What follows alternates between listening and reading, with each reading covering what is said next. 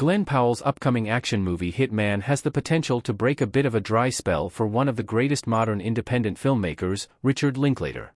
Linklater, who is best known for his cult classic movies such as Dazed and Confused, 1993, and his acclaimed Before trilogy, 1995 to 2013, starring Julie Delpy and Ethan Hawke, has worked with Powell on a handful of projects including 2016's Everybody Wants Some.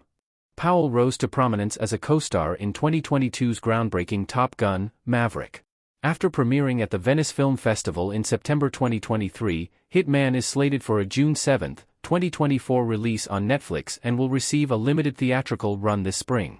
The film has already received widespread critical acclaim and should continue Powell's impressive streak after his romantic comedy box office hit with Sydney Sweeney Anyone But You surpassed a $100 million total worldwide.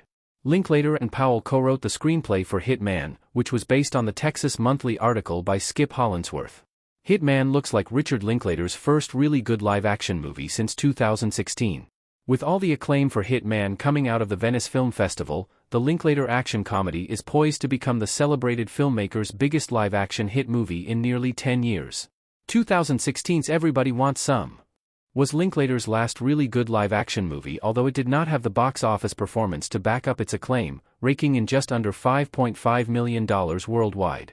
Since then, Linklater has made 2017's Last Flag Flying, which was somewhat of a misfire, and then 2019's Where'd You Go, Bernadette, which was considered a bit of a mixed bag. Linklater directed the celebrated Netflix animated film Apollo 10.5, A Space-Age Childhood, which was very good. Linklater has a history of creating intriguing animated titles through rotoscoping, a tedious creative process that requires hours of tracing over filmed content. Some of his other notable rotoscope animated films include 2001's Waking Life and 2000's A Scanner Darkly. By comparison, Hit Man appears to be a real mainstream effort by Linklater and Powell, which could result in one of the most popular projects of both artists' careers.